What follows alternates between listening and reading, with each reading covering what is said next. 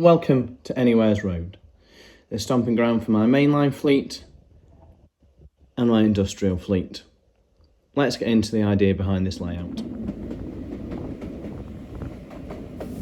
This is a return trip from Halewood to Bury, or a minute of it, with a focus being between these two bridges.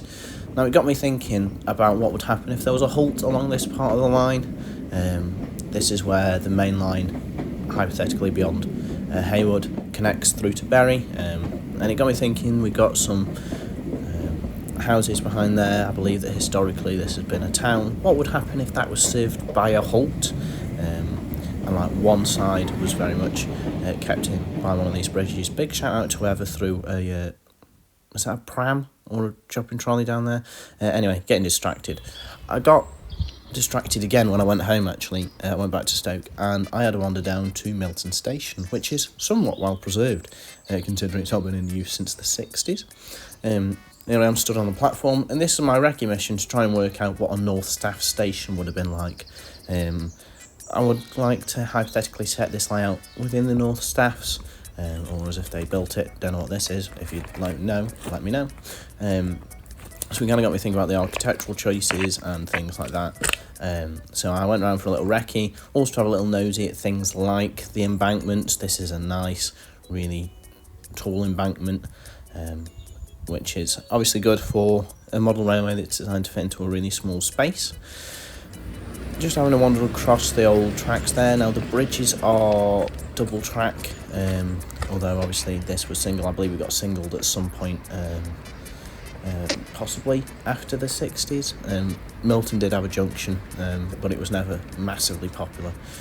Single platform, things like that. But yeah, just a little shot of some various different bits around the station, including what the station was made out of, which I'm quite glad I checked, because I would have made mine out of red brick. So this is just my recce run, really, trying to suss out what the environment's like, where the North Staffshire built some platforms and stations and things, and what sort of architecture, what sort of brickwork was used for the bridges and tunnels and what have you around the locality. Like I say, Milton Station, if you are in Stoke, especially Badley Green, Milton, it's well worth a little wander, especially on a nice day. You can get up to it from the canal. I think the bridge is 19A. This is me speed walking. Look how fast I am there. From one end of the platform to another. Obviously my platform's going to be nowhere near that big. But yeah, this just kind of gives some idea of what goes on a North Staff station, and it's just nice to have a little wander out into it. I've not been down here for a couple of years. But yeah, like I say, taking note of the architecture, what bricks were used where. So this is a slightly bigger, I believe it's a sandstone brick compared to the more normal typical brick that was used on the other end. So all this is kind of being fed into the layout. How much of it will be used, I don't quite know. But yeah, let's find out.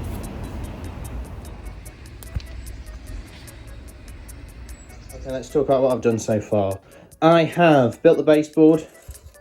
I have painted the back scene a sky blue that I mixed up. It's probably a bit light, but if I'm honest, I can't really see the back scene being seen very often. And I've also drawn on the track plan. I've used the set track points that I bought specially for this here. So we've got the colliery branch here, or the other branch here that's not going to be used, and then we've got the main line coming across here. I've got the platform there.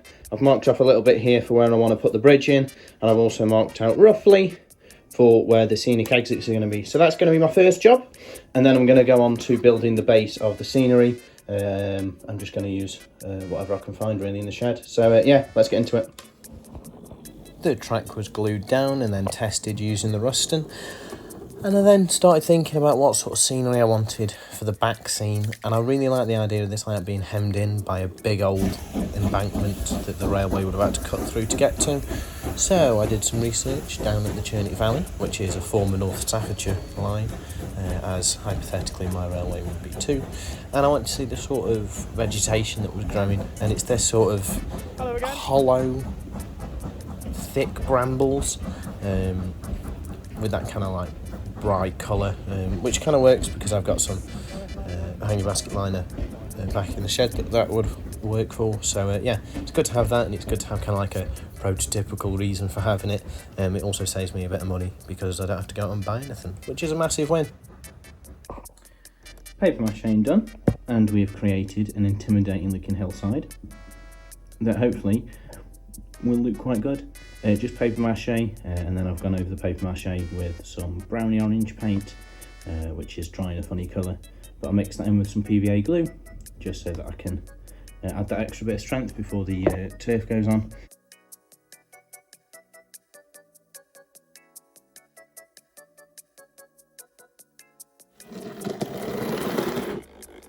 And rather speedy into the station there is the first train into the halt.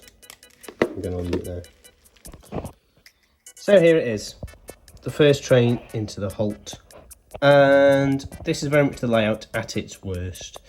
I've literally just cleaned the top of the tracks with a really bit of fine sandpaper. I know you're not meant to do it, but I'd sprayed it with grey primer, which gives this nice lifting look for the ballast, but it can be quite harsh on the tracks. So I took the initial layer off after I'd painted it with a bit of wet paper towel, and then a bit of sandpaper this morning. So it needs to be properly cleaned, but I wanted to get a running shot in for the moment. So yeah, the running will improve. Incidentally, the pug's not been running either. So this is very much worst case scenario for it. But I just wanted to show trains running, to be honest. And here is the view from the other side of the layout. Now you can see the colliery branch looks very lived in. I need to put some more foliage down on it, to be honest. But we've got the line coming out here. What's quite nice is the aggressive embankments that I've spoken about a fair bit. Really nicely hide locomotives for going in and out of the storage centre. So yeah, I think it looks quite good. Nice oval bearing, which is the vibe that I wanted from this side of the layout. A little sit rep for you. The track has been weathered with a grey and then with a rust tone on the rail head there, just along the sides. The bridge has been weathered and it's on its first weather weathering. It needs a little bit more detailing going on. The bridge, the little path down from the bridge now has a platform to actually go to, which has just had a ballasted top, which is something that was quite common on small halts.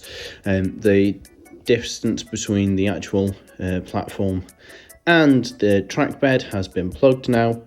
It's just sitting underneath there with some of the ballast in place. Obviously this has been neatened up. The harsh edges have been kind of capped in by a little bit of greenery just to mix up the tone. But yeah, it's looking decent, I think. This is a strange point in a project where things look really messy, but it's an important step to do to kick off again and do the more fun detailing parts.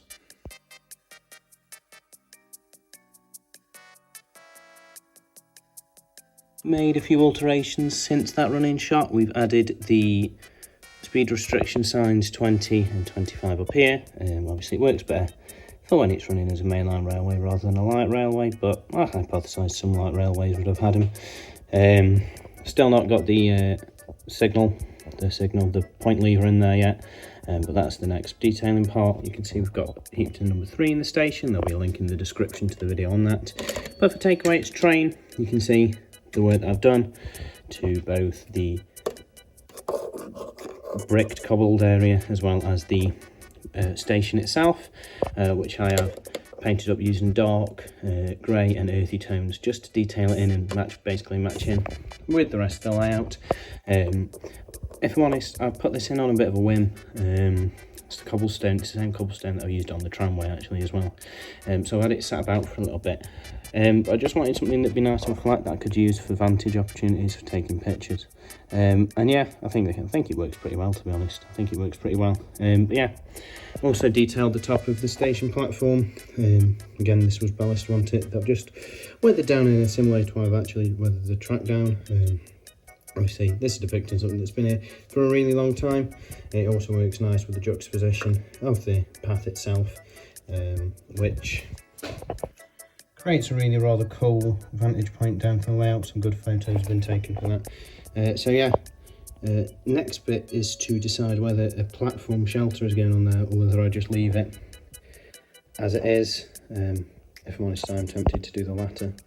Here is the station platform with its shelter on it towards the right hand side, and it looks minging. Originally this started out as red and white, so I could operate this as the North Staffs, the LMS, or the British Railways Midland region. I then weathered it down really heavily. Obviously, in the main line running of this halt isn't operational, so there'd be no need to look after it. In the light railways running of this, it's just not very profitable, so they wouldn't have spent much time looking after it. As such, you end up with something that is absolutely gross, where you have got boarding up of windows using wood, that's matchbox sticks, or with bricks, which is actually plasticard there. Some windows remain, but all round not a nice place to be. I deferred from the kit's instructions. By the way, the kit will be left in the description. This is an LNWR design that I got off eBay. Laser cut MDF wood, it's a really good kit. But I changed it up slightly so that the end part here was a different section of wood to there. It should be all one continuous one, but I just wanted something that looked like it'd been patched up and replaced, but not particularly well. And as such, I didn't really pay that much attention to when I was gluing stuff together. I wanted it to be a little bit loose around the edges, especially around this side. You can kind of see where the front and the side meet. It's not a perfect match, and I weathered that in, painted it in, filled some bits, just so it looks like the bit of wood that would have been on the end has been worn away and rotted and fell off. So all in all, it's pretty gross, but it really suits the vibe for what I'm going for. So yeah, that is the station platform halt done.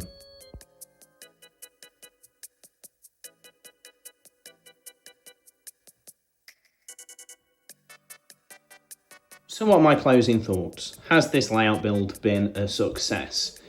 Yes, I have built a layout with a small halt on it that you're not entirely convinced is open. I've got a proper scenic break on this side and a more artificial scenic break on this side. I can run my main line and industrial fleet on the layout, not at the same time, granted, but this layout can represent many different things. I've got details like the shunting signals that I've added since last time I shared the video with you, or the point lever here, that just add a little bit more life into the layout. I'm not going to add any figures, if I'm honest. I prefer it as a completely desolate environment, to be honest with you. But this layout gives me a chance to run some mainline stuff non-stop and things like that, as well as stopping industrial services, which are quite rarely modelled. So it's nice to be able to do that with things like the Hattons coaches and what have you.